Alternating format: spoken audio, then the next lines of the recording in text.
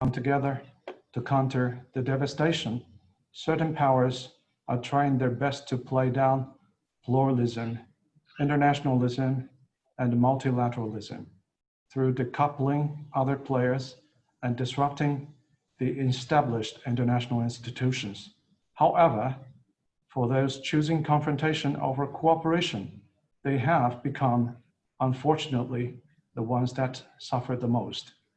Although the spirit of cooperation for common interests of mankind as a whole is rejected and trashed by the right winners from New Delhi to Washington, we remain upbeat and optimistic about the exemplary relations between the countries like Nepal and China. The bilateral relations have been established on the basis of equal footing, mutual respect for sovereignty, and common aspiration for a better life for our people. Nepal's historical experience with China has proven that China was never an expansionist power, but a reliable partner that has always provided support when Nepal was in need. Both countries were actually victims of the colonial past. Therefore, China feels for Nepal from the bottom of our heart. When Nepal fights for its sovereign rights and the territory encroached by its southern neighbor, the friendship, the trust, the bond between Chinese and Nepalese brothers and sisters should be fortified to guarantee the core interests of each other. We need to be aware of the malicious efforts by some external elements to create rift between China and Nepal when some strategists in New Delhi warn Nepal of becoming Tibet. What really concerns us is whether the Indian administration has a plan in its safe to turn Nepal into Sikkim. China's greatest interests in Nepal are not infrastructures, businesses, or investments, but to make sure of Nepal's sustainable stability, well-being of Nepalese people, and its complete independence from any external powers. Since the conception of BRI in 2013, China has poised itself to enhance the outreach to the world, especially the developing countries along the Belt and Road. BRI in nature is a plan for social and economic development through boosted connectivity, which presents unique opportunities to Nepal for development and empowerment.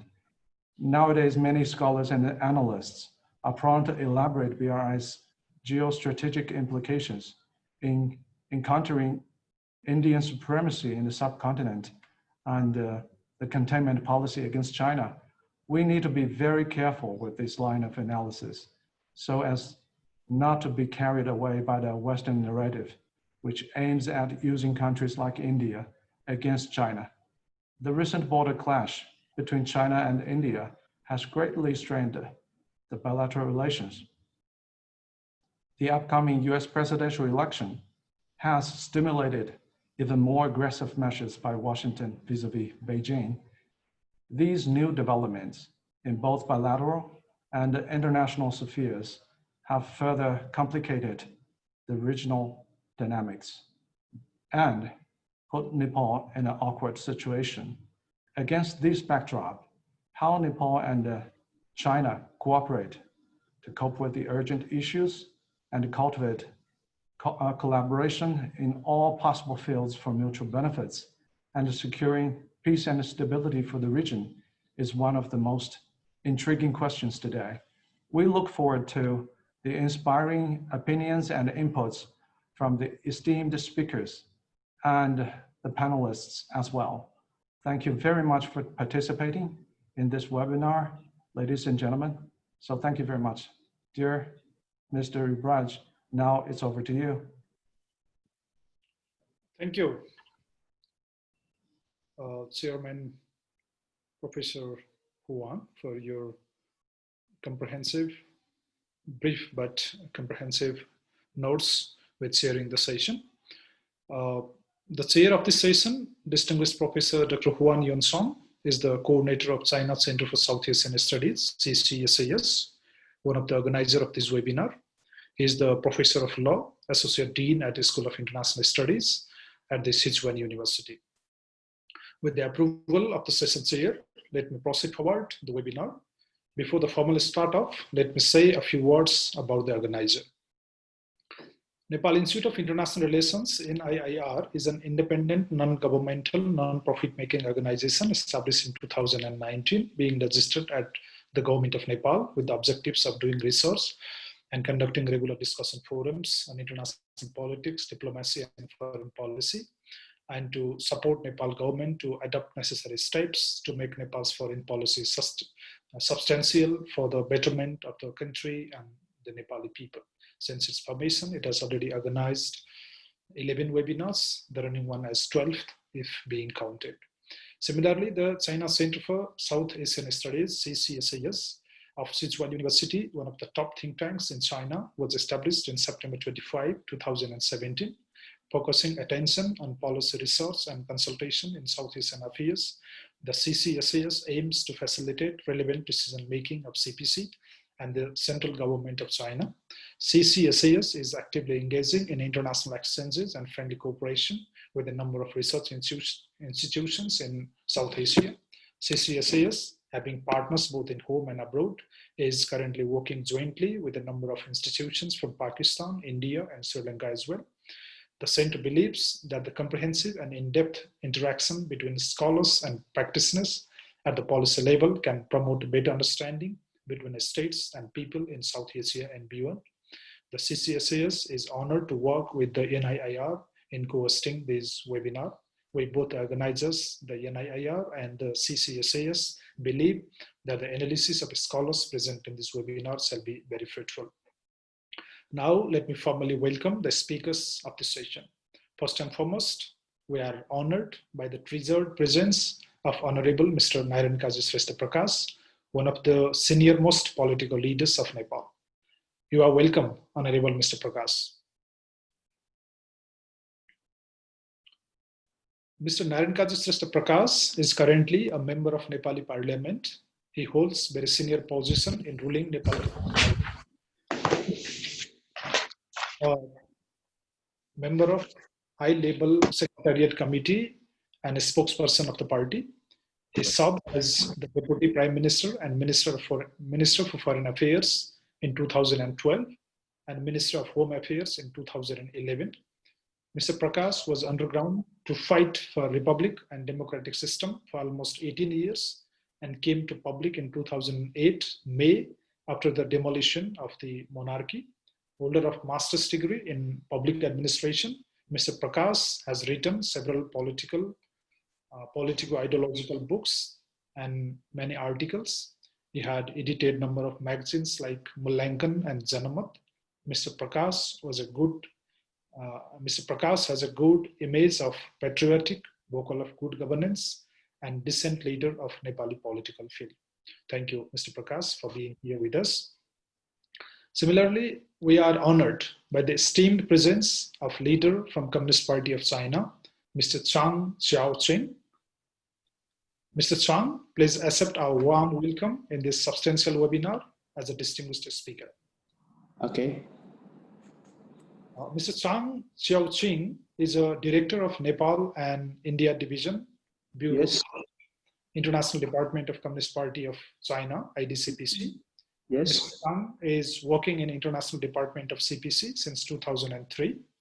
He has been in charge of Pakistan, Nepal, and India, and served in the Embassy of China in Myanmar as well from 2015 to 2017. Similarly, I would like to welcome particularly Saralaji, Ms. Yoya, the Deputy Director of India-Nepal Division from IDCPC, who is present here in this webinar. And I would like to extend my warm welcome and gratitude on behalf of the organizers to you all the participants of this webinar. The exciting presence of professors, diplomats, journalists, research fellows, students, etc. from around 15 countries of the world in is indeed valued to us. You all are welcome. Distinguished speakers, ladies and gentlemen, Nepal-China relationship dates back to the formalization of bilateral relations in August 1955. The two countries share a range of 1,414 kilometer long border in the Himalayan range of the northern Nepal. The relations between the two countries have been marked by friendliness, understanding, mutual support, cooperation, and respect for each other's sensitivities. Nepal and China share many common forums of regional and international organizations and initiatives. Nepal is the founding member of the Asian Infrastructure Development Bank, AIIB, Asian Infrastructure Investment Bank, AIIB, and holds a status of dialogue partner in the Shanghai Cooperation Organization, SCO. Both countries are also the member of Asian Cooperation Dialogue. Similarly, China is the observer of SAARC. Both countries have been cooperating each other in various UN forums on matters of common concerns. China is the largest source of FDI and second largest trading partner of Nepal. The trade pattern between China and Nepal is increasing with the time, but Nepal hasn't been able to bring the trade deficit down despite having the zero tariff facility over 8,000 Nepali products from the past 12 years by China. China have a very good image in Nepal for being the good neighbor, faithful donor, and time-tested old friend. The active and hearty support of China to Nepal during the sorrowful time of devastating earthquakes of 2015, the completed and ongoing Chinese projects, and the trustful political environment with the regular high-level exchanges, including president and prime ministers of both the countries, are some of the features of good relationship between Nepal and China. China is doubtlessly emerging as the superpower of the world, which, being a good neighbor, is a matter of pride and pleasure to Nepal as well. In addition, the challenges created by the superpower conflict and the opportunities of the economic benefits are in the lead for the developing countries of China's neighborhood like Nepal. If China alone improves as the economic and political giant, leaving the small neighbors aside in the poor and vulnerable situation, that will certainly threat China in long run, as the geopolitical scenario has been completely changed now with regards to China's prior status of developing country. It seems that the Chinese leaders have a better understanding of such possible situation, and they have unendingly providing support to Nepal, particularly in economic development, territorial integrity, etc. The tie-up of both the countries in BRI, Trade and Transit Treaty, and cross-Himalayan multilateral connectivity are some of the latest examples of such scenarios. The Nepal Institute of International Relations and China Center for South Asian Studies would like the distinguished speakers to deliver solutions of the following queries that the public would like to feel satisfied from. Will China be successful in our endeavor to rise as the largest economic power in near future? Is it possible for China to reach the summit of technological and nuclear power? What will be the future of the countries in the globe by the rising tension and rivalry between China and USA? Can Nepal gain more by the rivalry between China and India or by the friendship? Should Nepal play a role of mediator to lessen tensions between her two neighbors? What positive role has China to play to restate Nepal as one of the center of tri-junction of the China-Nepal-India Trade Pact? Can BRI bring the changes in the geopolitics of South Asia and consequently to Nepal as well? The organizers are confident that the scholars would furnish answers to all these queries that certainly would satisfy the participants. Again, welcoming you all, ladies and gentlemen, here in this webinar. I would like to request to the speakers to deliver the speeches. Firstly, I would like to request Mr. Chang Ching to deliver a speech. Mr. Chang, you have the floor.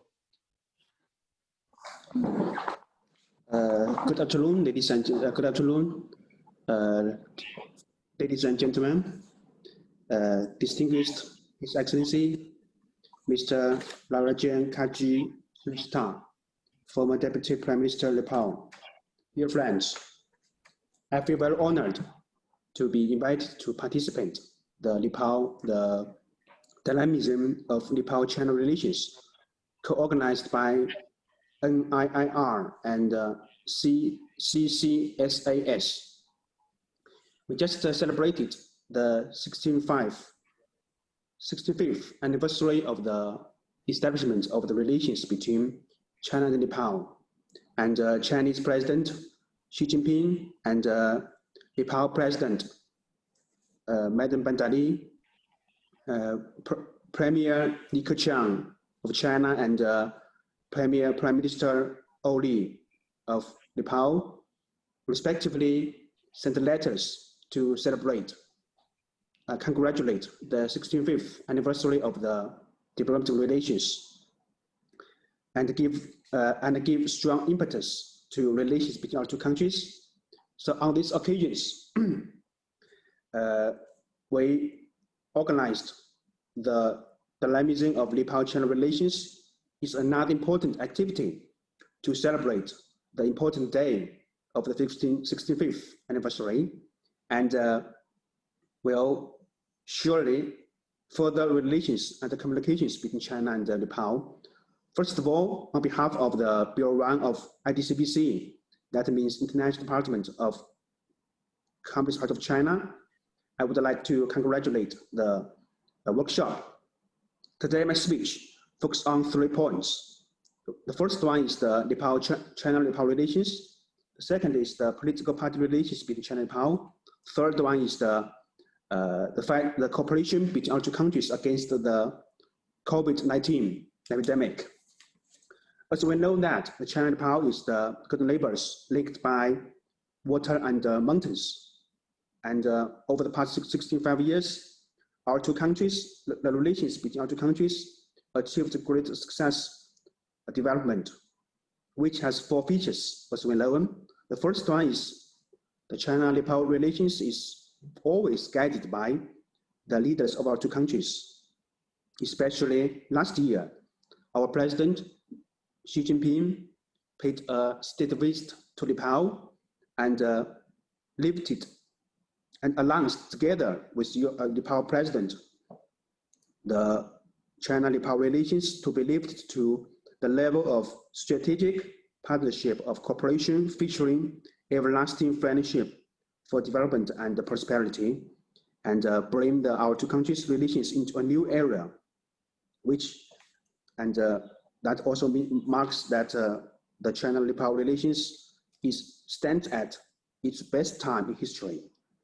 The second feature of the relations is we always uphold the 5 principles of peaceful coexistence. Since the establishment of the diplomatic relations between two countries, our two countries always respect and trust each other and support each other's core interest. And for the Nepal side, resolutely uphold one China policy, does not allow any forces to use Nepal territory to be against China, and China also support Nepal in safeguarding its independence, sovereignty, and territorial integrity. The third is the practical cooperation. Result is fruitful. In 2019, the trade volume between our two countries reached at 1.5 billion. And the FDI from China into Nepal reached at 100 billion. And now China is the largest investment sources country and the second largest trade partner for Nepal. The feasibility studies of the China-Nepal railway has started, and our two countries has opened 3 ports, and every week there are about 16 direct flights between our two countries. and the Trans-Himalaya Interconnection Network is taking shape. Among 25 aid programs by China to Nepal for the after-earthquake reconstruction, 11 programs or projects have been finished, and others are pushing forward in order. Nepal is the important cooperation partner for China in the BRI, One Belt One Road, in South Asia, and we signed the understanding memorandum for BRI in 2017. And we believe that the One Belt One Road cooperation between two countries will help Nepal realize the transition from the landlocked country to the land-connected country, and help Nepal to play a great role in the regional cooperation. And besides the infrastructure connectivity, we have the policy coordination, trade connectivity, financial integrity, and the people-to-people bond, which are also important parts of the BRI cooperation between two countries. The fourth one is the people-to-people relations or exchanges between two countries is very dynamic. Last year, there are over 17,000 Chinese tourists to Nepal, and China is also the second largest tourist source for Nepal. At the difficult time, the people of our two countries help each other. For example, in 2008, the earthquake, or the super earthquake in Wenchuan, Sichuan province, and in 2015, the big earthquake in Nepal, we gave our helping hands to each other. In face of the COVID-19 this time, we hand in hand together and to build the community with shared future, which has added a new chapter to the friendship between our two countries. Dear friends, the party-to-party relations is an important part of the China-Nepal relations. So far, the CPC has maintained close relations, exchanges, and the cooperations with the leading political parties of Nepal, including the Communist Party of China, Communist Party of Nepal, the Congress Party of Nepal, and other political parties, which has played a very important role to increase the mutual interest, mutual understanding, and political interest, and promote the political cooperation and people-to-people relations. Last year, during the visit by General Secretary Xi Jinping of CPC visited Nepal, he met with the leaders of the political parties, such as the Communist Party of Nepal and the Congress Party of Nepal, and reached great consensus in deepening the relations between two countries and the political party relations between two countries. So far, the China-Nepal relations has entered a new era and is faced with a promising prospect. At the meantime, the international and the regional order is undergoing deep adjustment with many challenges coming one after another. The CPC is very willing to strengthen the exchanges and cooperations with the major political party, the major political parties of Nepal, and to deepen the exchanges of the experiences of the ruling the party and ruling the country, and to promote the cooperation such as the One Belt One Road and other areas, to give the political guidance to the state-to-state relations, to make the China-Nepal relations with bigger development. Here, I'd like to highlight that last September, Mr. Song Tao, the Minister of the International Department of CPC, led the delegation, a CPC delegation to Nepal. During his visit, the CPC and the Communist Party of Nepal has signed a memorandum, understanding memorandum of the cooperation between our two parties, and bring the party relations of CPC and the Communist Party of Nepal into the institutionalized basis. The CPC is willing to carry out the institutionalized exchanges with other political parties of Nepal.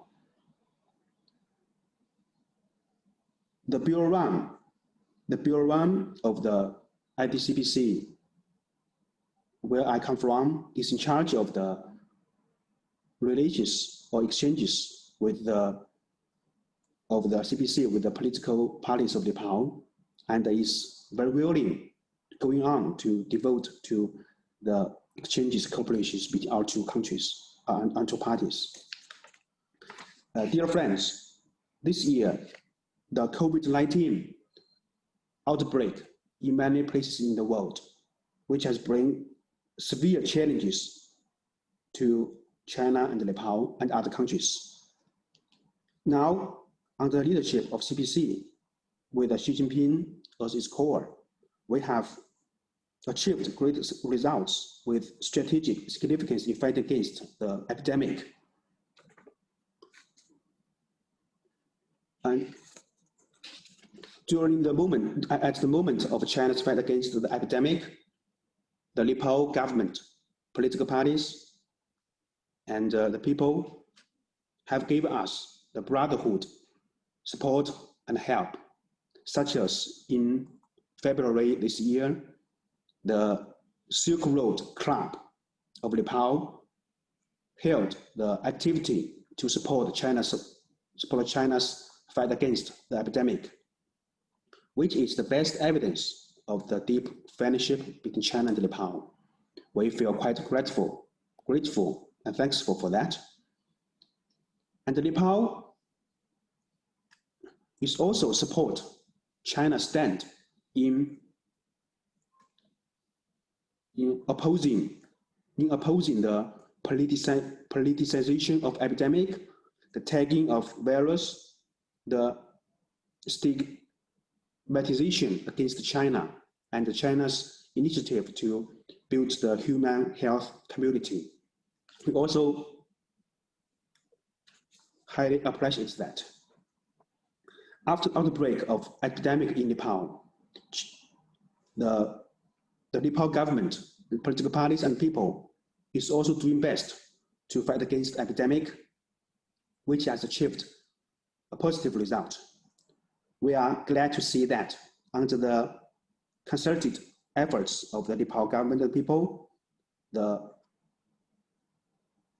cases of the epidemic are slowing down, are decreasing, and the blockade is decreasing, and the work resumption is going on. We are believing that the Nepal can prevail over the epidemic one day and bring the economic and social order back to its normal. After the outbreak of the epidemic in Nepal, China is keeping close eye on Nepal because we are very close friends, and provide the materials that is urgently needed by Nepal from the government, political party, people to people, and the local government channel, and share with the Nepal side the experiences in fighting against the epidemic and how to deal with the diseases. In April and May this year, the IDCPC has organized the online experiences sharing workshop with respectively with the ruling party, that is the Communist Party of Nepal, and the Congress Party of Nepal, which has and share with our Nepal side how to coordinate the fight against the epidemic and economic and social development, which is, we hope that is helpful to Nepal side to fight against the epidemic. And besides, we're also carrying out cooperation in the e-business, the pharmacy, and the cloud economy, and is also laying out the measures to push forward the One Belt One Road cooperation under the regular prevention and control of Nepal, regular prevention and control of COVID-19, which we believe that can bring more power to the economic growth and the cooperation between two countries. Here, I'd like to highlight is that although the epidemic has brought the great challenge to China's economy, and the GDP in the first 3 months of this year has decreased by 6.8%.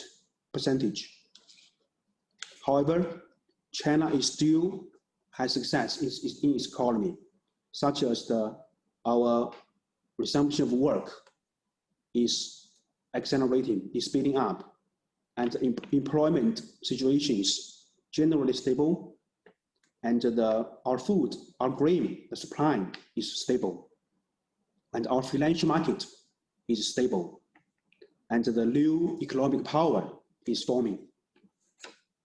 China's early getting rid of the negative influence of COVID-19 brings great challenges, great opportunities and chances to other countries, including Nepal, for its recovery from the epidemic.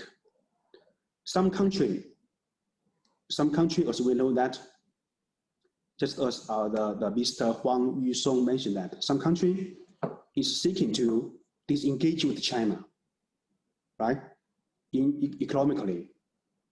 And we think that it's quite unwise. To disengage with China is to disengage with opportunity, is to disengage with growth. China is welcome, is open for other countries to, to take advantage of the rapid growth of China, and we're willing to strengthen cooperation with other countries, and willing to work together with other countries for common development. At last, I would like to again congratulate the success of this workshop, and thank you very much.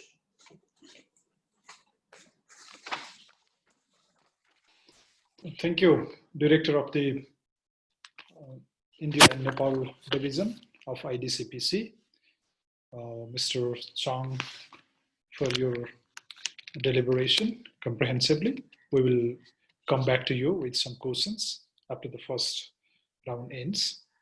Now, it's a turn to another speaker. Today, we are privileged to have a very senior political leader of Nepal, Narendra Shrestha Prakash. I would like to request him to deliver his speech.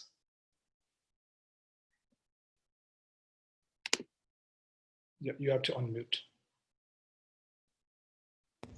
Yeah, you can speak now. You can hear. Mr. Chair, dear Comrade Chang and Comrade Sarla from Nepal, India, Nepal Division of the International Department of CPC, dear organizers, and all the dear friends, very good afternoon. It's my privilege and pleasure to be with you here in this important webinar on Dynamism of Nepal-China relations, organized on the running days of the 65th anniversary of the establishment of diplomatic relations between Nepal and China. And it's my great opportunity to share my views here. I would like to express my heartfelt thanks to the organizers, Nepal Institute of International Relations and China Center for South Asia Studies for this webinar. And I also thank all the friends who are attending this webinar. I also would like to thank for his clear views and kind words to Nepal in his statement just delivered to Comrade Chang. I hope and wish that this webinar will be successful in contributing to some extent to strengthen and deepen the cordial, friendly relationship between the two countries and help to lead it to the newer height so that our relations will be much deepened and strengthened. It is always our happiness to utmost happiness to note and share that we have a age-old history of our relationship since ancient times. We are close neighbors and friends and enjoy excellent relationships, bilateral relations. We are really proud to have such a neighbor and friend with which we do not have any outstanding problem at all. Our relationship, we are very rich and multifaceted bilateral relationship evolved since the days of monks, scholars, historians, artists, and we established diplomatic relations in 1955, where, as we have already mentioned, that we're in the year of 65th anniversary of the establishment of diplomatic relations between the two countries. Since then, Nepal and China, Nepal-China relations have been growing in a consistent, steady, and healthy manner. The relationship is characterized by equality, harmonious coexistence, and everlasting friendship. We have traced a good, trustworthy, friendly, trustworthy friendship. We have now state to state, people to people, and party to party relationship. And our relationships on all these fronts are satisfactory and good.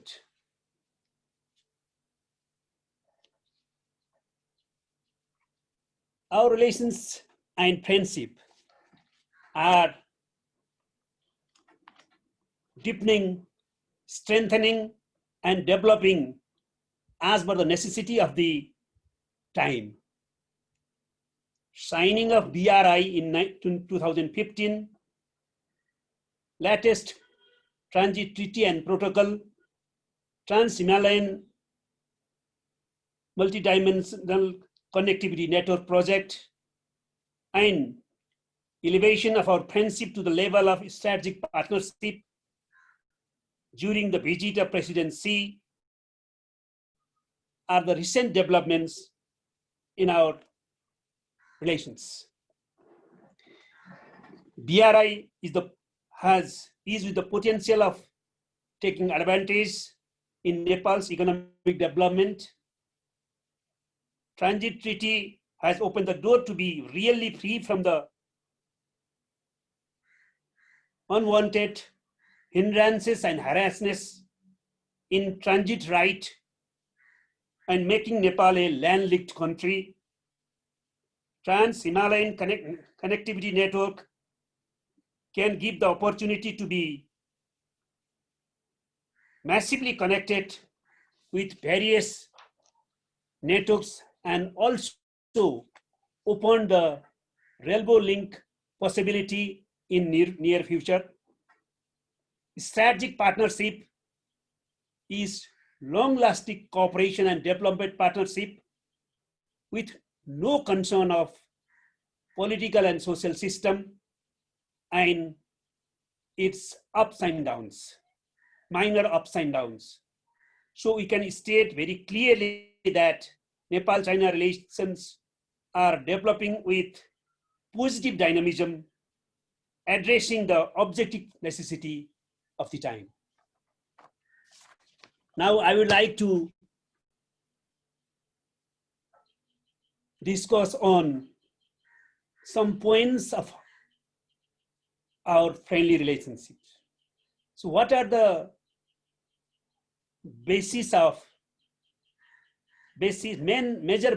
main basis and principles of our good friendly relationship? There are three main bases. One is sovereign equality. Based on UN Charter and principles and Panchashil and collective desire of peaceful, just, equitable, developed and civilized world order. We are respecting each other's sovereignty, independence, and territorial integrity. That is the fundamental basis of our relationship. And both the countries have come tested in respecting each other's sovereignty, independence, and territorial integrity and non-interference in the internal affairs of either countries. Second basis of our relations with the mutual benefit.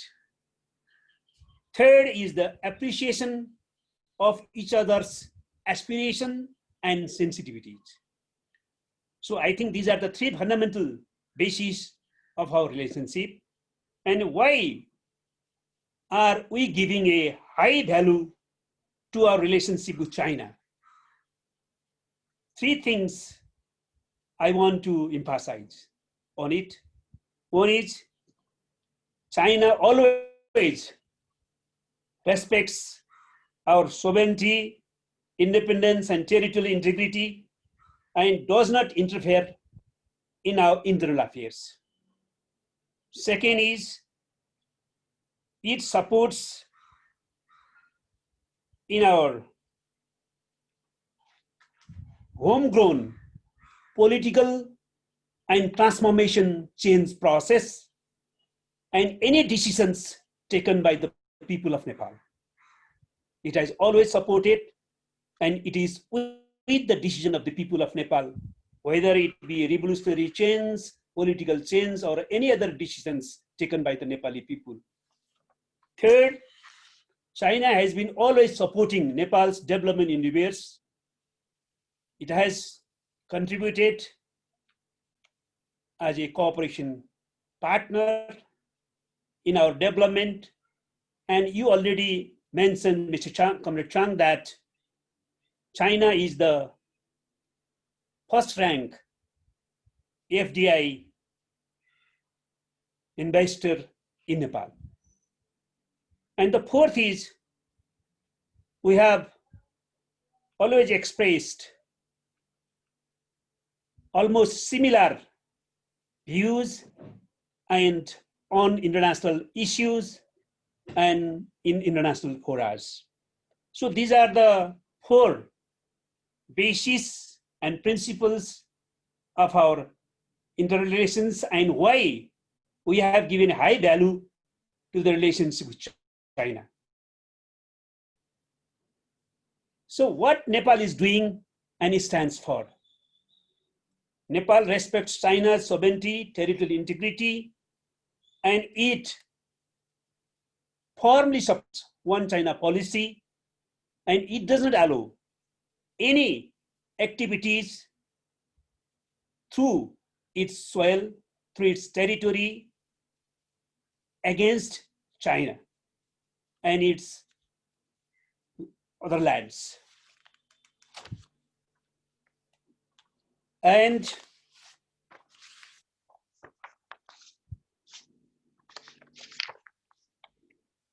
third is that, second is that we are in the interaction, economic interaction for the mutual benefit of both the countries. So these are the points what we are doing. The third thing is that I want to emphasize on what should we do to deepen, strengthen, and move ahead the relationship between Nepal and China. So we both the countries should uphold the three main principles of our relationship, as I have already mentioned. And the second is implement the agreements and treaties that we have signed between the two countries, wherever it be BRI, transit protocol, all other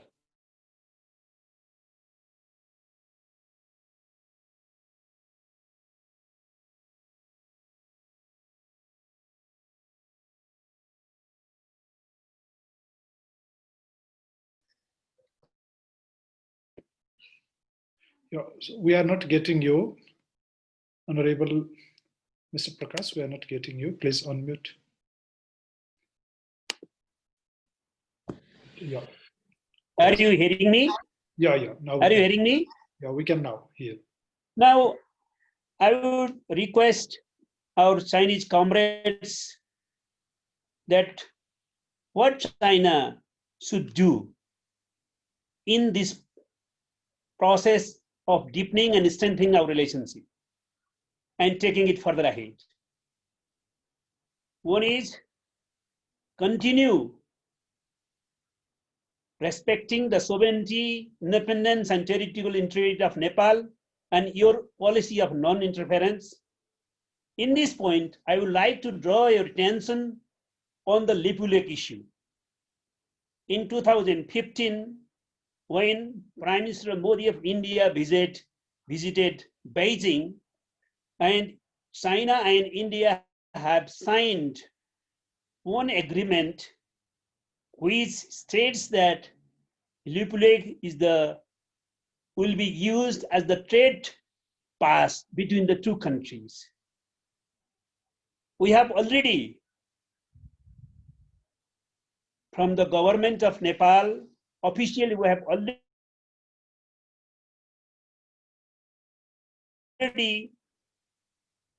and correct this, because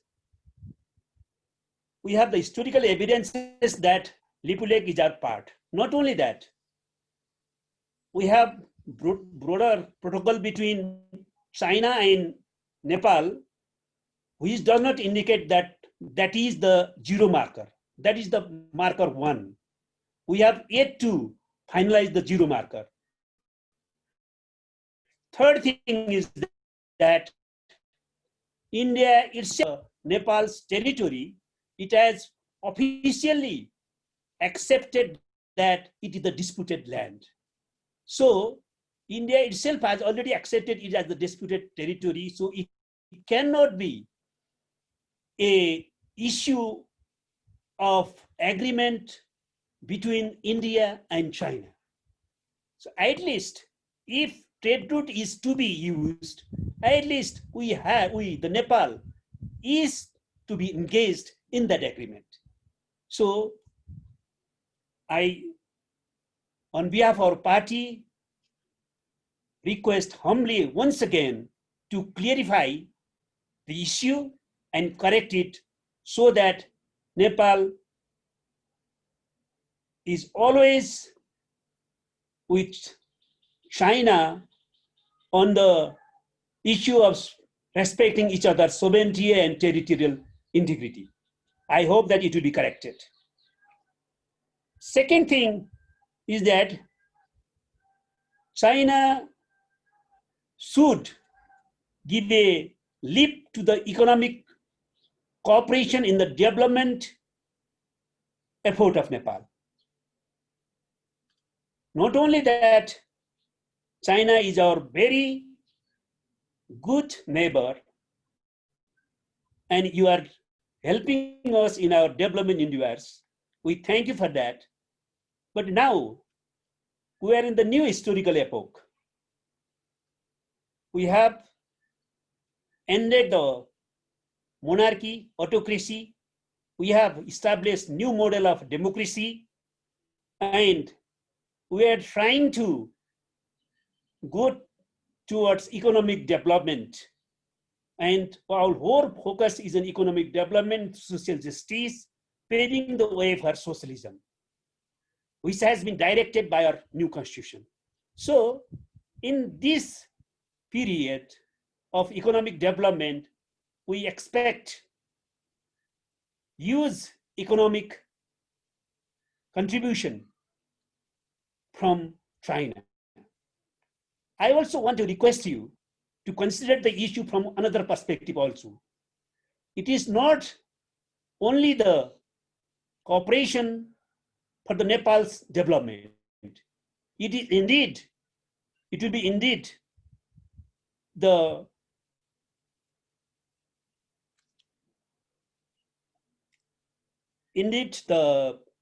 step if you take in developing Nepal, it will be in your security, in your security and in defending your national sovereignty and territorial integrity too. Because we are a sovereign country, no doubt. But our sovereignty can be forceful when we become economically developed. If you help us in our economic development, that is not only the development, help and cooperation to the economic development of Nepal, it will also be for your own interest. So I want to emphasize this point. Third is that China should be conscious of the geopolitical sensitivity of our country, Nepal, and behave accordingly. So these are the 3 points I would like to suggest to China to follow or to consider.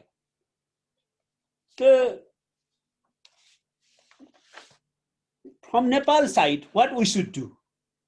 I think we are firm and we will be always firm, and we should be in one China policy, and we will never allow any activity against China through Nepal. Second,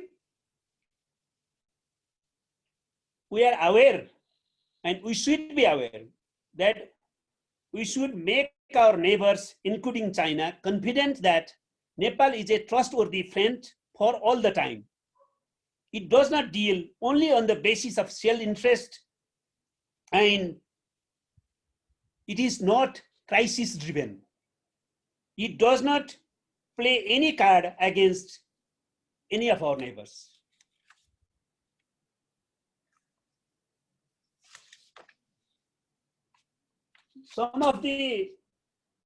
I want to touch upon some of the queries that the concept paper has expected from us to be answered or to be addressed. First is, China can be the greatest economic power in near future. It also can be a superpower in the conventional use of the term. But we also hope that China will not take the superpower concept to dominate and exploit others. We wish that China and US succeed in easing and solving their trade and other conflicts and issues peacefully through dialogue. It will be advantageous and beneficial to all the countries and people of the world. We want peaceful, just, developed, equitable, and civilized new world order. If China stands for a new world order, other than the existing imperialist and capitalism dominated world order, then it is obvious that there will be possible contradictions between China and imperialism and capitalism. But it should be resolved peacefully with the open of peace, justice, equality, and the people. Let it be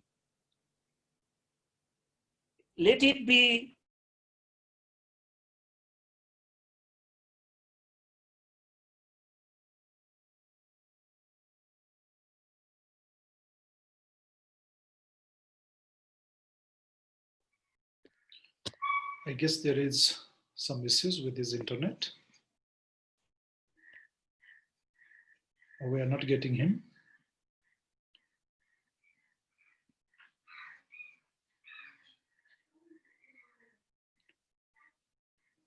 Let's wait a while so that. Some problem. I'm continuing. Yeah, please. We can take the benefit from the friendship between China and India, not from their enmity. We wish China and India resolve their issues peacefully and have very good friendly relationship. We do not think that a mediator is needed between China and India. They are able to resolve themselves their issues peacefully through dialogue. Nepal cannot tilt to any neighbor. We want to have and maintain the relationship on the principle of equal proximity. As BRI is concerned, if it goes ahead with its founding principles honestly, it can lead to the making of a new world order. It can contribute to the making of a new world order, not only that of a region.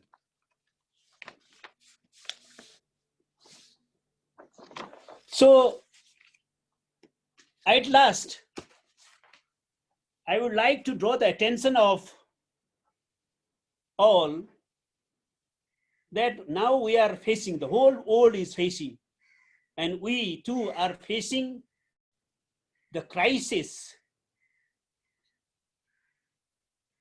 posed by old pandemic of COVID-19. It has not only threatened the lives of the people of the world on health sector, it has multidimensional hazardous impacts on the world. So we have to work collectively in cooperation with each other to address and cope the challenges that we have been facing due to this pandemic. A rethinking process has begun in the world on the approach to life, on the approach to the model of development,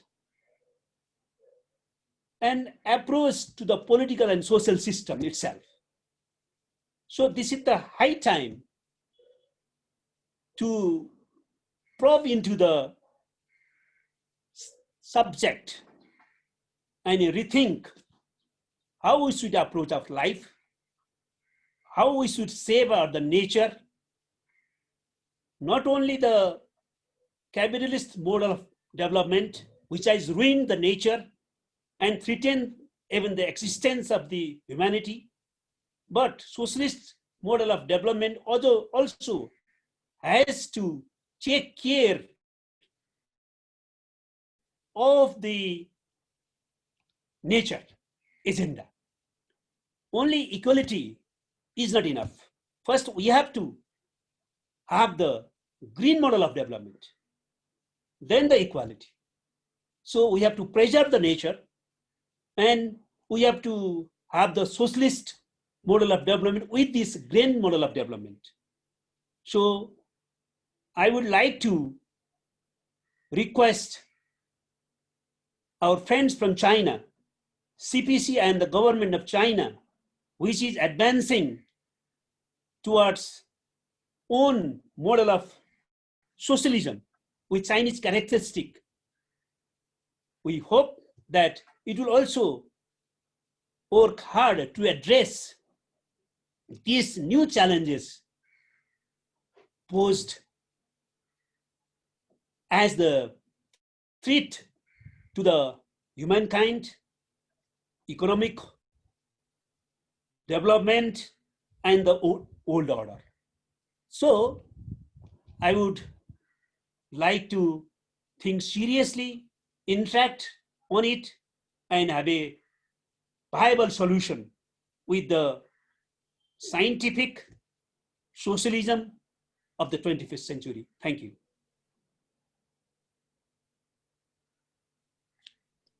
Thank you so much, Honorable Mr. Naren Kajasista Prakash, for your insightful deliberation, especially from the point of view of Nepal regarding to the relationship between Nepal and China. In fact, we have done with our first mode of the session. Now we will go to the next mode, that is question and answer session. Without further delay, I will take the questions.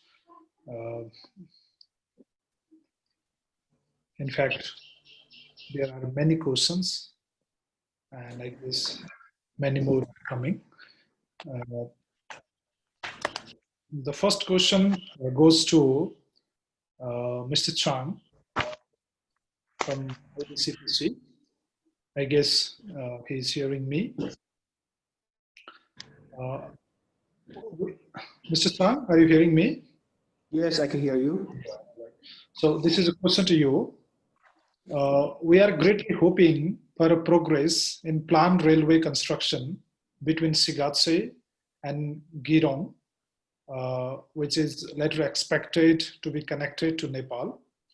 Is the railway, transport railway, right? Yeah, I'm reading. You mean the railway, the transport? Yeah, railway from Sigatse to Girong. Yeah. Yes, I see that. Yeah, and which is later expected to be connected to Nepal. Is the current pandemic going to affect the construction on China's side? Frankly speaking, and I don't have too much information on this because it is not the area of our work of our department. But as far as I know, and the Chinese side, especially the Tibet, which is bordering with Nepal, is very active.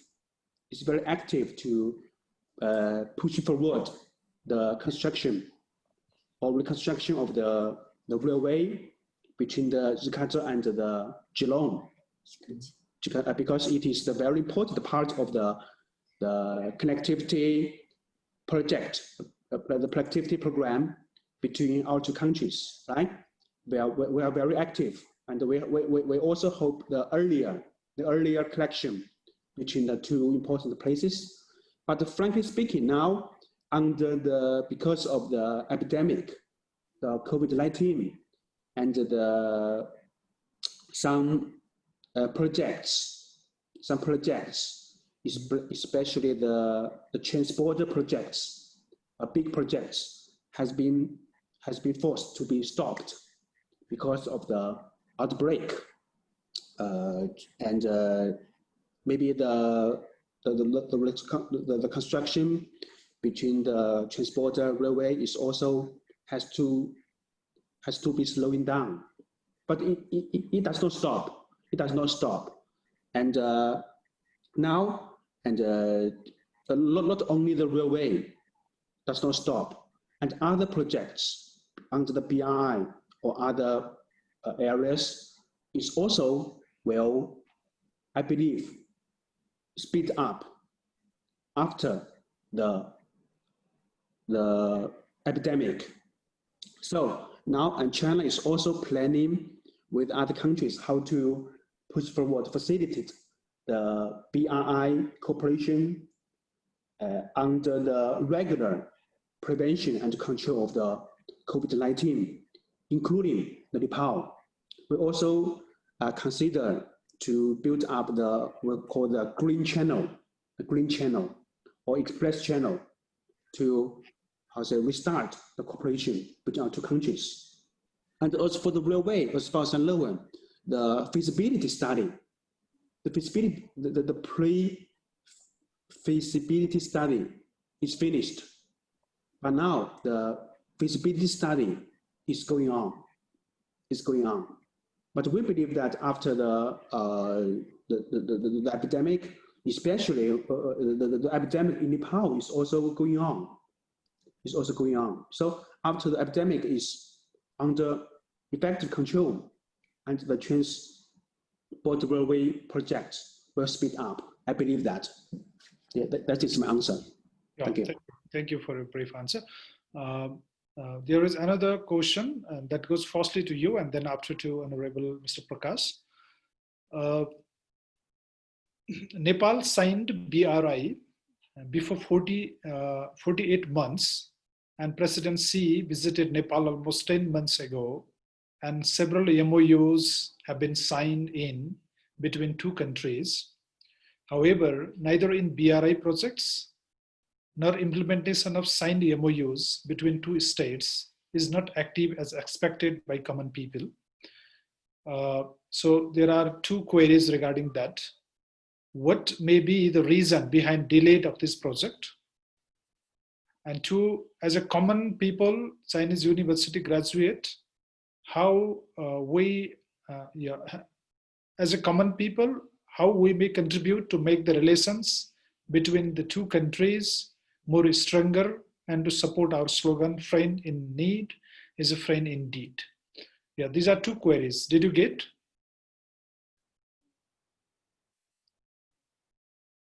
Did you get it?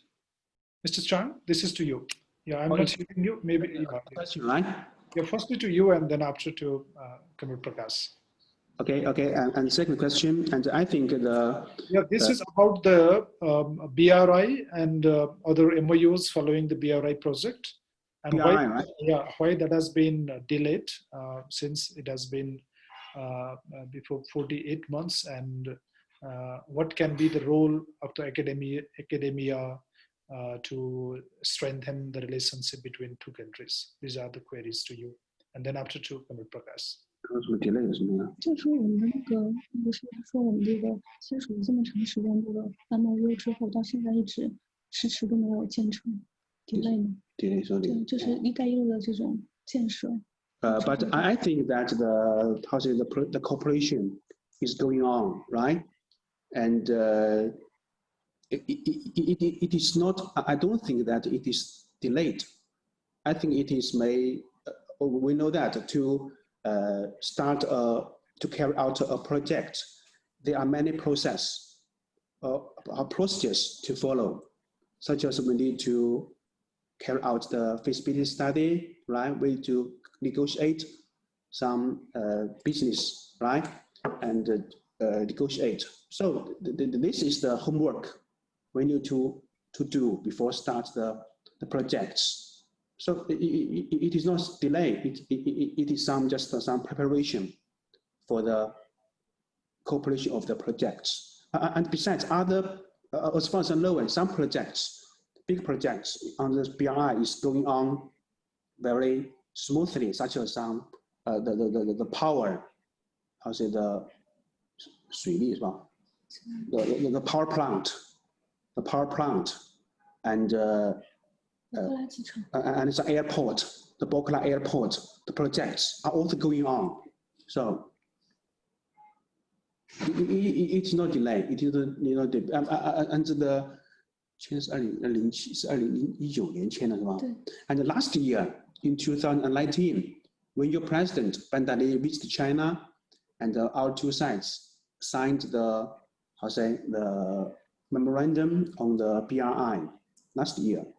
So, and in June, in April, and in October, our president visited Nepal, and we reached the consensus on build up the Trans-Himalaya, the network connectivities, right? So the cooperation is going on, and it has its momentum.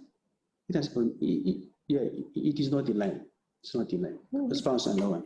就还有一个就是，其实尼泊尔那边确实有 delay 的现象，也是尼泊尔希望他们来解决的问题。这个 delay 的问题。对 and I think for Nepal side, right, and we think the efficiency, right, and such as the epidemic. Now the epidemic is a bigger problem. So to control the epidemic is very priority, important for that. So I think don't worry. The China is very willing to carry out, to push forward the BRI cooperation with Nepal because you are our very close neighbors and you are very important to us. Yeah, that's my answer. All right, thank you. I have a question. Because we have many Nepal friends here, and we also want to hear your advices on how to in high quality manner to push forward the BRI cooperation between our two countries. Your advices. Yeah, all right. From the panelists today. Yeah, maybe Honorable Mr. Prakash will speak on that. Kamar Prakash, this question goes to you, and similarly, there is one query by him. Please unmute. Yeah, please. Regarding the implementation of the BRI projects and related projects, I just want to say that we have to work seriously on it, focusing on the further prioritizing the projects and implementing those which have been already fixed. We have to work hard and seriously to take the advantage. So any question? I didn't get any other question. If you have. Yeah, that is the question regarding the BRI project and delay on that. I just responded to that. And another one, the role of academia to strengthen the relationship between these two countries. What may be the possible roles? Yeah, the role of academia is very important, and we have to have very regular exchanges of ideas and explore the potentialities of the advantages that we can take from both the countries. So academia should encourage interactions, research works, and also explore the potentialities of different sectors development so that both the countries can take the advantage. Thank you. Also, it can probe into the areas if there are any hindrances or any, certain problems in the area of our relations further deepening. Though there are not any outstanding problems between our two countries, we are exemplary good neighbors, but even then, if there are any serious issues or any issues to be resolved through consultation and through public opinion, they can also work in this area. Oh, thank you. Thank you so much. There are other queries as well. So let me take one from them.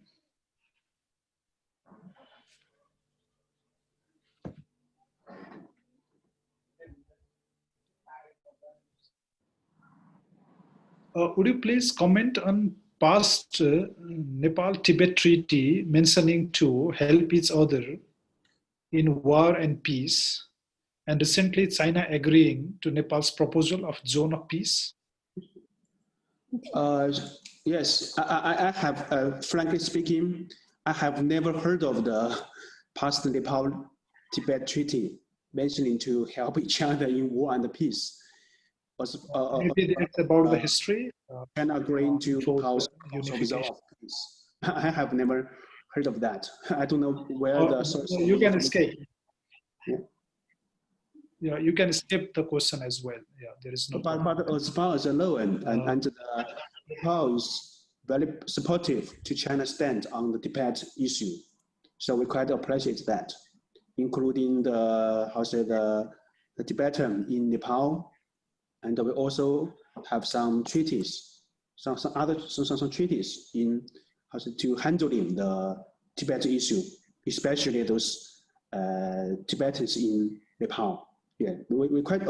I think the China and Nepal and is cooperating very well on this issue officially, and as I mentioned that the China and Nepal support each other's core interest very well, and the Nepal upholds the one China policy and principle, and we also support Nepal's in safeguarding sovereignty and the territorial integrity. Yeah. Oh, thank you. So there is another question to you. If any question you don't want to, respond, you can skip. So please note that. There is another question. Why is China silent? And I have a question. And how do you see the China-India border issue now? China-India border issue. So the dispute. How do you see this? So your question is to the organizer or to the other panelist? Because I don't know other. I want to give this question to us. You mean? His Excellency Shrestha. Podcast, comrade.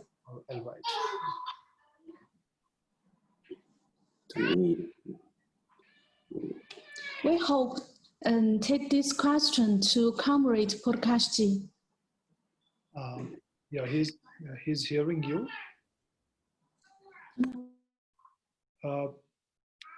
Comrade Prakash, are you listening him? Maybe he has some connectivity issue. And the organizer, can you answer my question? Organizer. You are right. Yeah, regarding the dispute between India and China, I guess there are many factors, and Nepal's government has already, spoke about that. We need peace in the region. So we think the two neighbors of Nepal shall sit and have a negotiation to each other and resolve the problem of border dispute in a peaceful manner. So this is our, observation regarding this. And if Comrade Prakash, come again here, we will forward the question to him. And in fact, there are many questions from participants. So we will take the questions for you.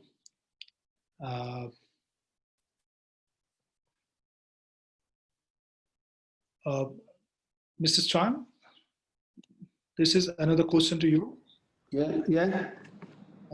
How is China going to help Nepal in combating COVID-19 pandemic, including medicine, material, and money?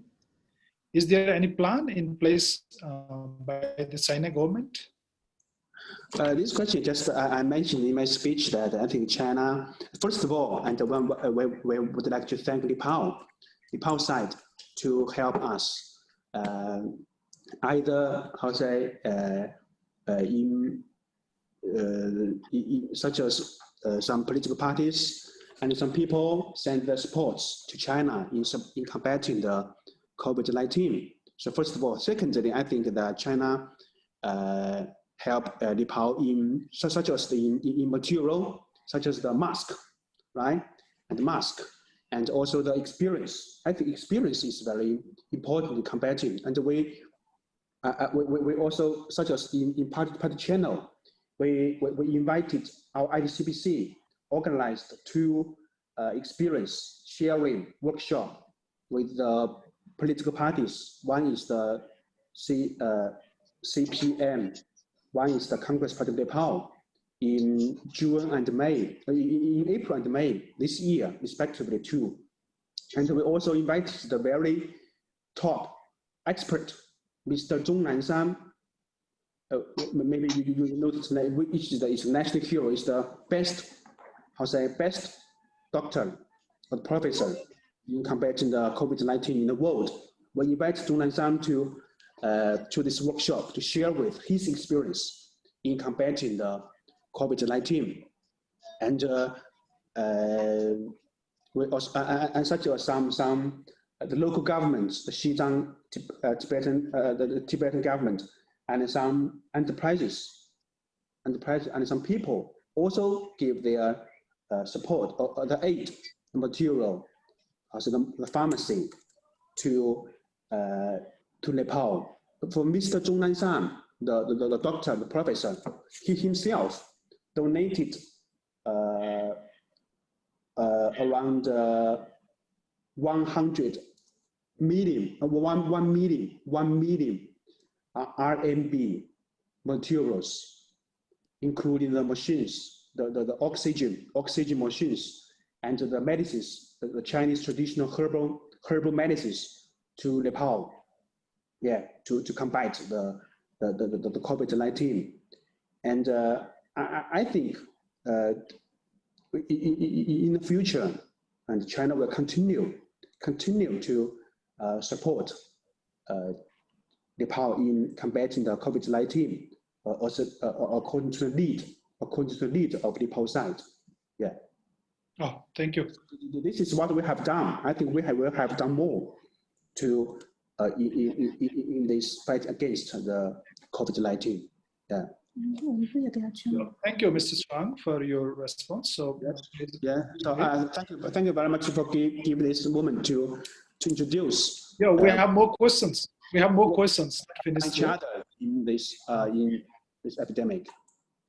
Yeah, we have more questions. So we will come back to you again. There may be some technical connectivity problem with Honorable Mr. Narayan Kaji Shrestha Prakash. He was disconnected and he is just now connected again with us. There is a question to you, Honorable Mr. Prakash. How Nepal see India-China border issue? This is a question, and especially this question from participants also and from panelists from China as well. So would you please briefly tell about that? Please. So I could not get you. What is the question? You did not hear me?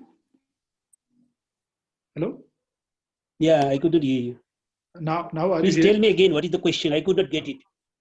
Yes, just hear. Are you hearing me now? Yeah, all right. How Nepal see? Yes, now. How Nepal see China-India border issue?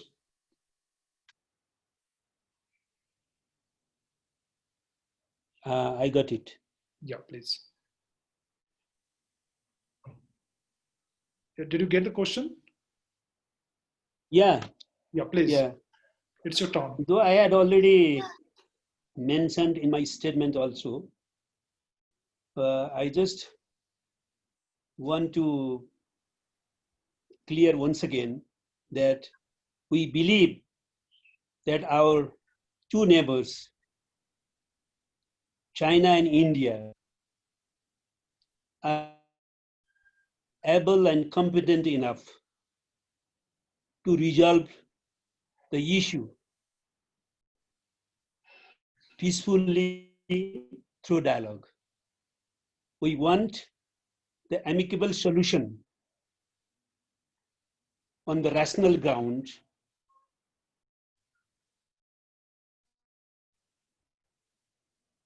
as soon as possible.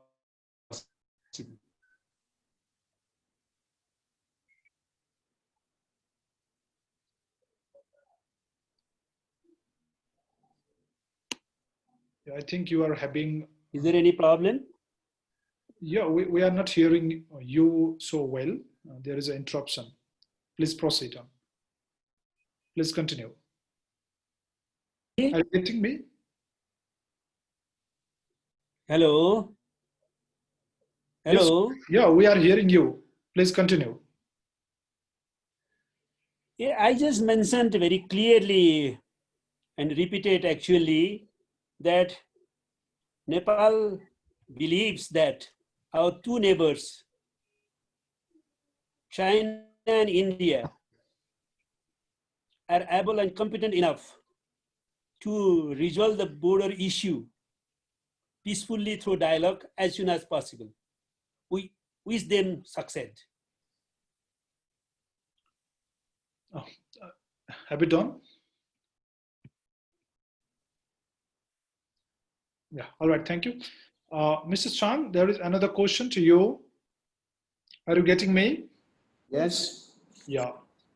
The question is it possible for China to provide railway connectivity to Nepal under grant fully?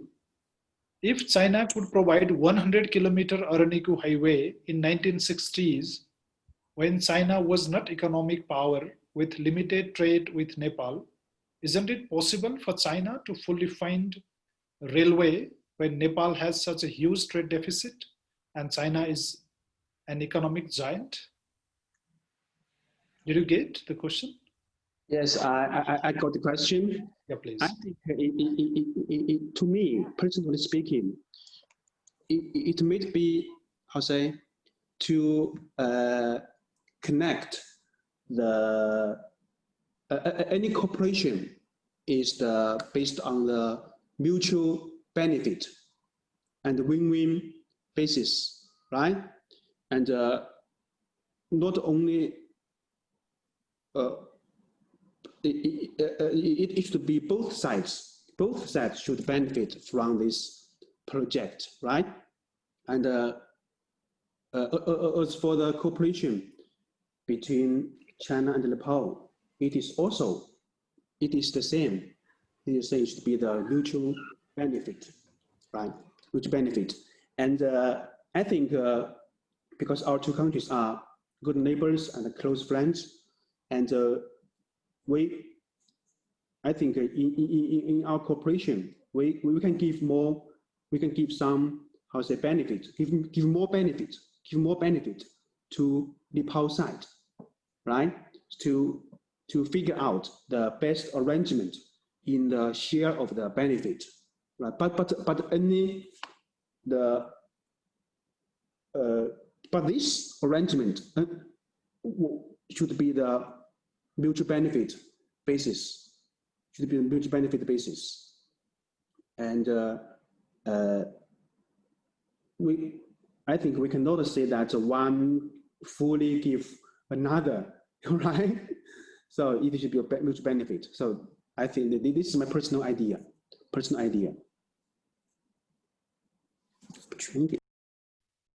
Yeah, did you finish? Yeah, I finish.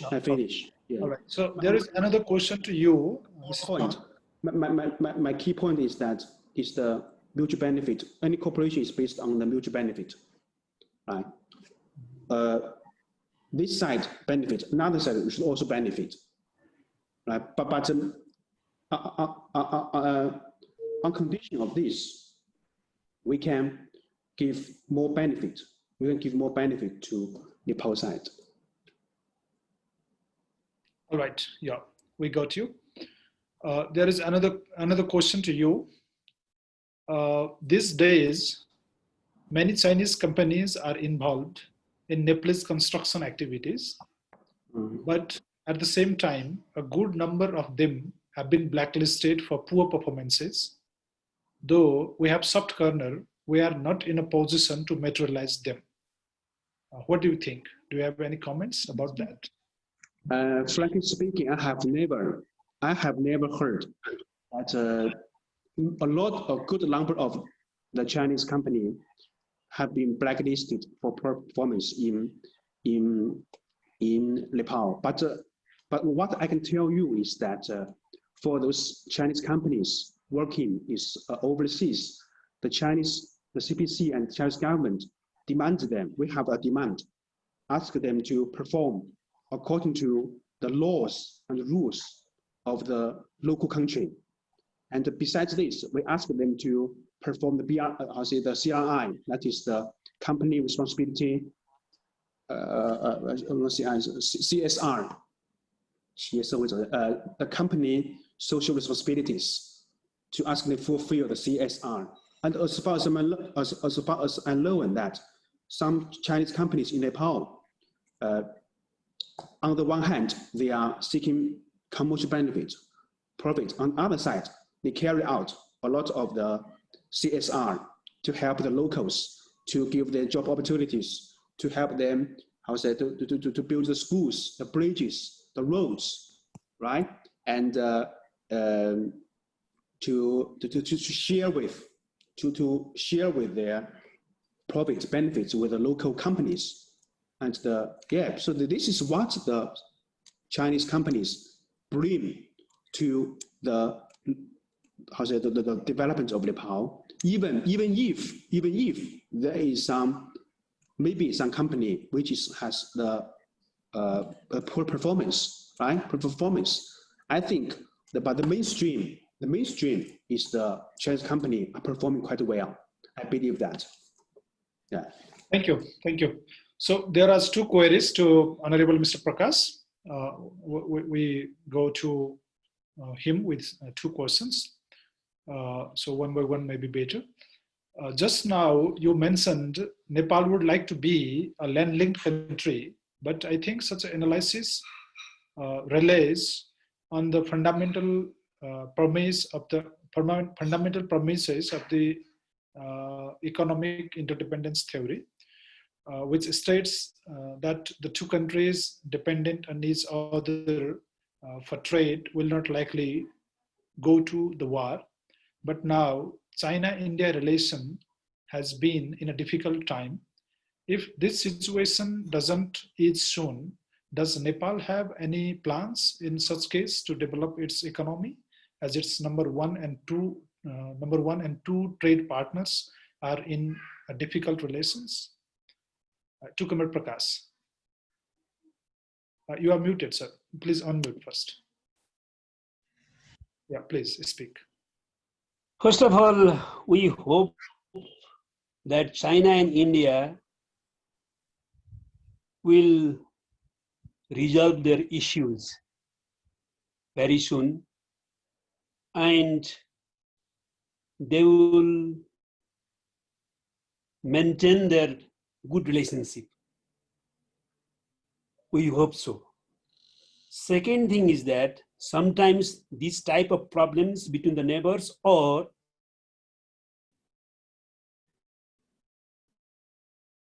between one of the neighbors and ourselves cautiously to resolve the issues between us and our neighbors.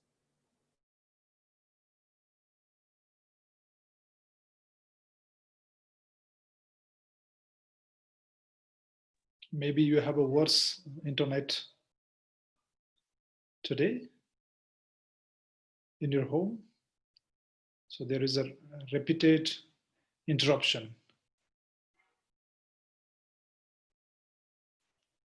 Mr. Prakash, are you there?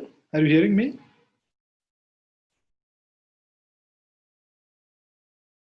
He was once disconnected, and now again, I'm not sure he's here.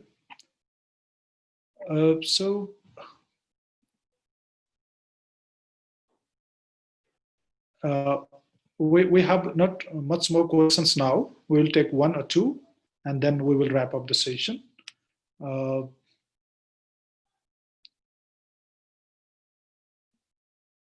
Mr. Chuan, quickly. Yes, I'm here. Yeah, please be brief on this question. There is a very short question, and I prefer the brief answer as well. Why is China not happy to conduct Tatopani border actively? Yeah, I want to take this opportunity to answer this question. I think as for this issue, the Nepal government has made it clear that there is no such dispute or issue between China and Nepal, and some forces is trying to stir up the trouble between China and Nepal. So we will have to keep our eyes open and keep our eyes clear to find out some forces behind the scene, right? So that's it. All right, thank you. Yeah. Thank you. So, Honorable Mr. Prakash, just return back. We did not hear you well. So, please continue with your points. I want to add one more point that because China and Nepal relations is very sound, is very good, and some forces may not be happy to see that, and they trying to make some trouble for this. So, also for China and Nepal, we should be, clear-minded on this. Oh, thank you. Comrade Prakash is trying to speak there. Maybe he's here. Very sorry that I am facing some technical problems time and again, and please continue. I could not speak to you regularly. I was talking of the issue raised by one of the friends about the development concept of Nepal, not the total developed concept, but regarding the issues that two neighbors are having these days, and how would you plan for the development of Nepal if we do not have the favorable situations by the settlement of the issues by the two countries. So I was talking that we hope first that they will settle their issues soon, and they will be engaged in the economic interactions, and will be also able to take advantage from the economic development that they are having these days. Second thing is that time and again, we are also on occasions we are having some problems with one of our neighbor, but we are again trying. We have tried and resolved the issues and have been successful in going ahead. So that is the second thing that we hope so. The third thing is that I want to give emphasis on it. Though global interaction, external interaction, cooperation is one of the important factors for the development of the country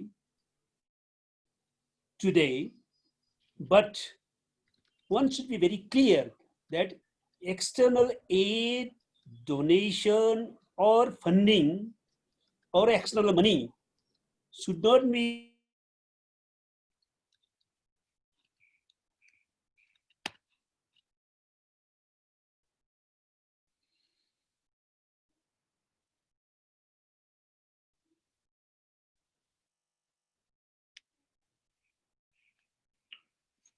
unfortunately. So, please. Shall I speak? Your connection is not stable. So Yeah, please continue. This is Are good. you hearing? Yeah, Yeah. now we can. Please be brief. So I want to emphasize on one country has been able to develop its own country, making the main basis of development to be the foreign aid, donation.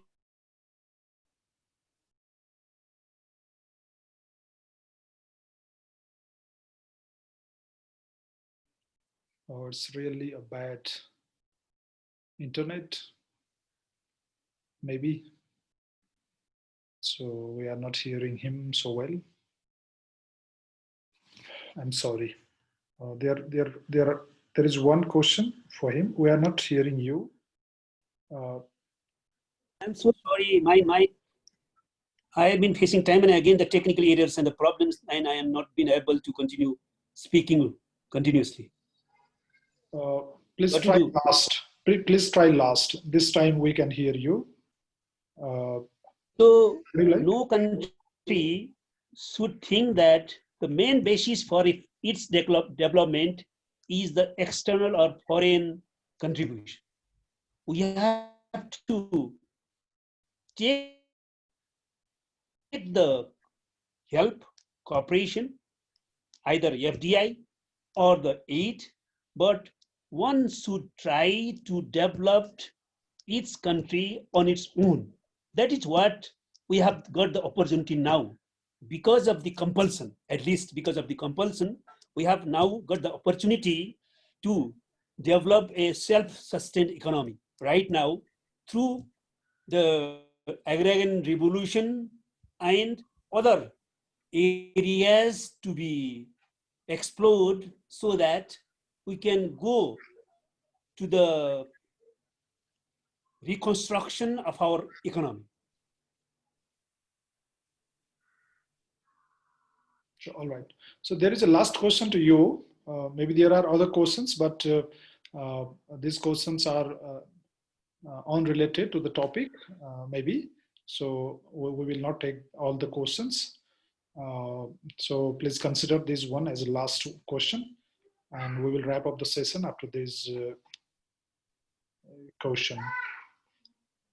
This question is to Comrade Prakash. Please. What lessons have you learned from the Chinese Communist Party, especially the United Communist Party, as you have ongoing conflict within your party? Shall we talk about that, talking about the relationship between the two states? Did you get my question?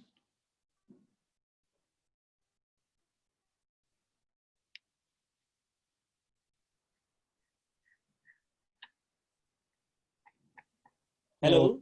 Yeah, did you get the question? Hello? Yes, yeah, we are hearing you. Did you hear? I could not hear you. Oh, so sorry. I could not hear you properly. Yeah, the question is I could not regarding. hear you properly. Yeah, the question is regarding the relations between the two ruling parties of two countries. What lessons have you learned? Are you getting me now? Yes, yes. Yeah. What lessons have you learned from the What Chinese lessons? party? Have you learned? What lessons have you learned from the Communist Party of China, especially the United Communist Party, as you have ongoing conflict within our party? Can we talk about this while talking about the relations of the states? We can take the lessons as the references from the experiences of the Chinese Communist Party or any other communist parties in the world, that parties should get united on the basis of ideological political line and principled, healthy, transformative inner party struggle. But that is the main lesson that CPC has given us from its history and experiences, and we have to take the good lessons from this.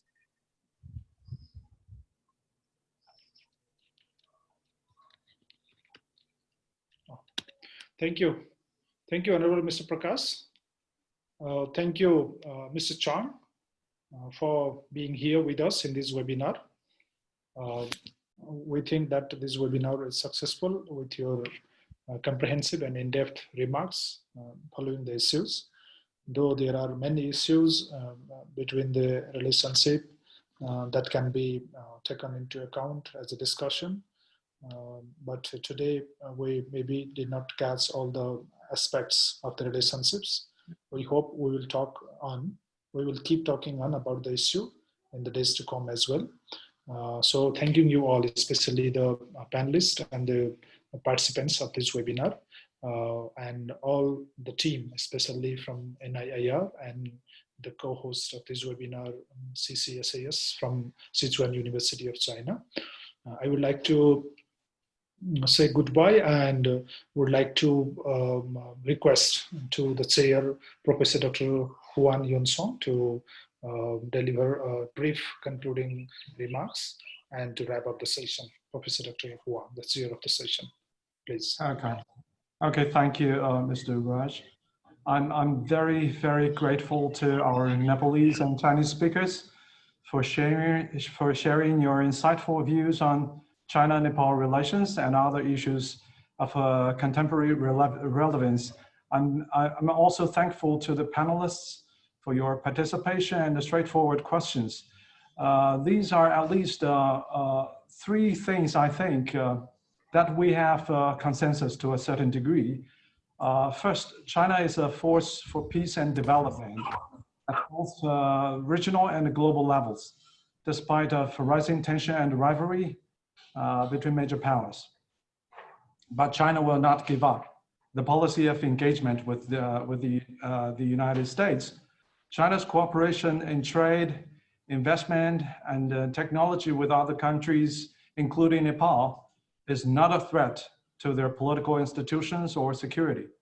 Likewise, the US and some of its allies and partners will never be allowed to impose their political systems and values upon China. I think the future of China-US relations is most probably a mixture of more competition, of less cooperation. We all should be prepared for a rough ride ahead. However, both countries will make clear of their bottom lines and take necessary control over the irreconcilable differences.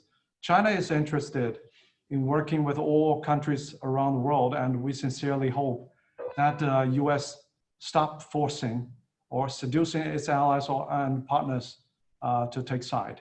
Second, Nepal's stability and prosperity is incumbent upon its ability to balance between the major powers, including China, US, and India. China would definitely support Nepal's quest for sovereign equality. New Delhi perceives Nepal as a Hindu Rashtra and take it for granted that Nepal being naturally under its security umbrella.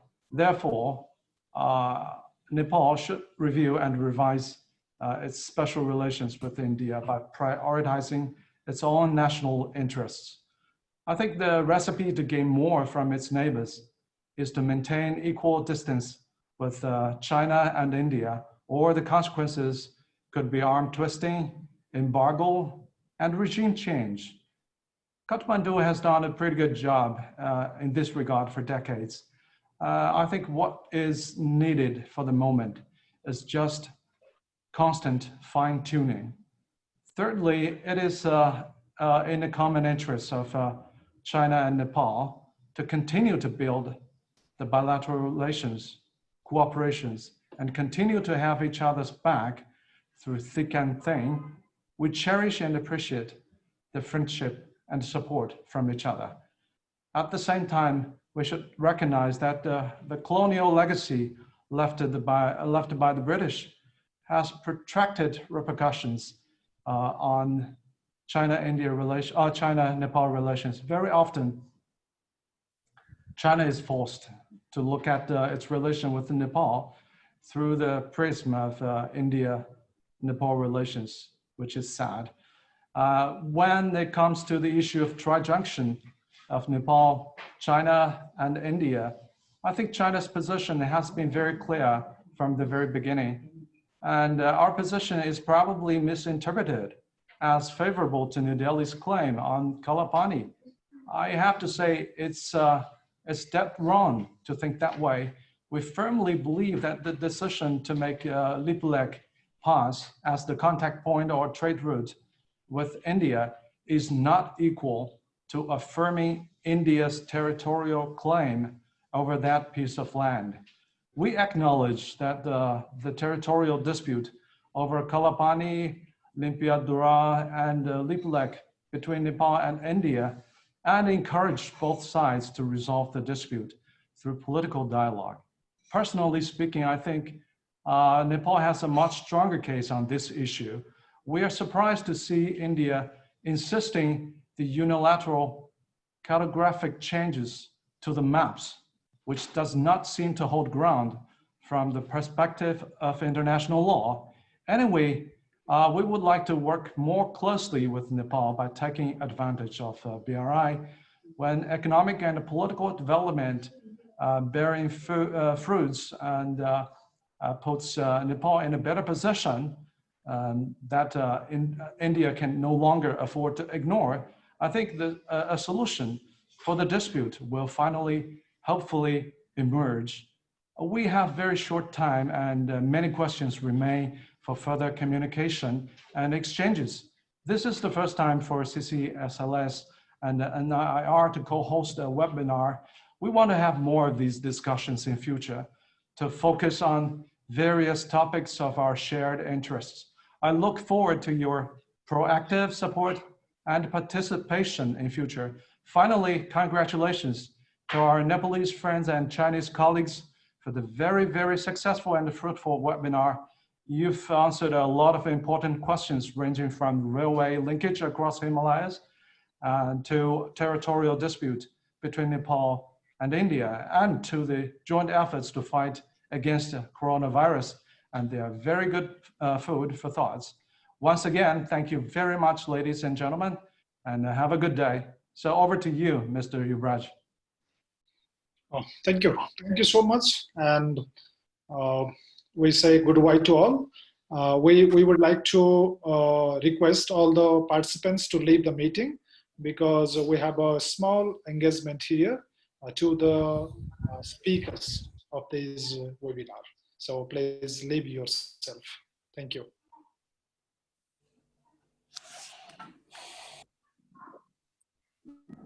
So speakers, please wait, and others.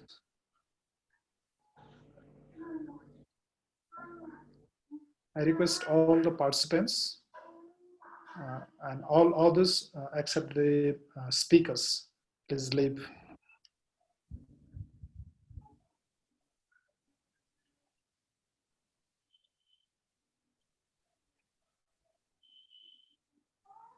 Yeah, there are still 25, 24.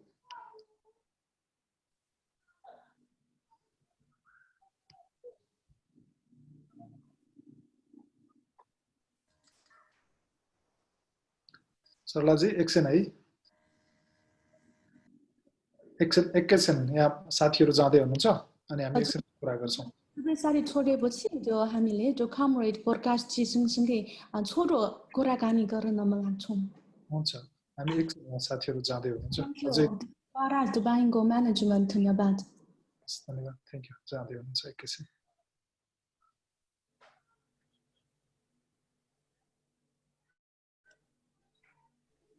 So thank you, Mr. Raj, and 谢谢长久清处长。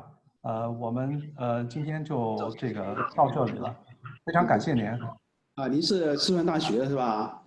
对对对，我是四川大学这个国际关系学院，然后中国南亚研究中心的。好好，也欢迎你到中联部来哈，有机会我们去四川大学拜会您。好的好的，谢谢。So goodbye, Yuvraj, and we will continue our. Yeah, we will keep in touch. Yeah, thank you. Let's be in touch. Thank you. Bye. Bye. Thank you. Bye. Merci.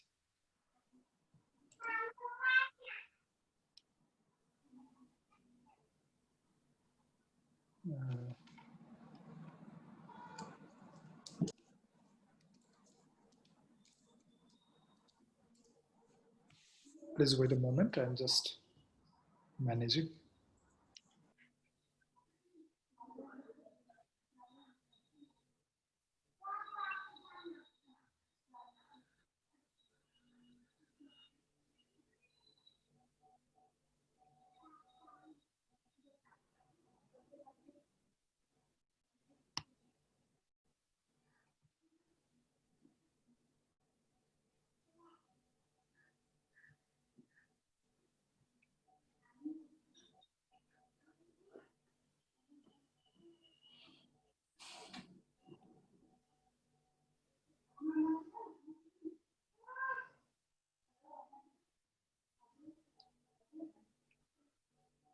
सरलाजी सबैजना त गइसक्नुभयो हामी चाहिँ हाम्रो यो इन्स्टिट्युसनको अध्यक्ष पनि बस्नुहुन्छ कि उहाँलाई हामी पाँचजना मात्रै भयो हजुर अनि युवराजी धन्यवाद जो प्रकाशजी नमस्ते हामी लामो समय भेटेन त्यसैले तपाईलाई पनि धेरै सम्झन्छौँ नमस्ते अनि पनि यस मौका मार्फत तपाईं सँगसँगै छोटो कुराकानी गर्न सकिन्छ जो हामीलाई एकदमै खुसी लाग्यो अनि पनि गौरव लाग्यो अनि हामी लास्ट भेटेको जो गत वर्षको जनवरी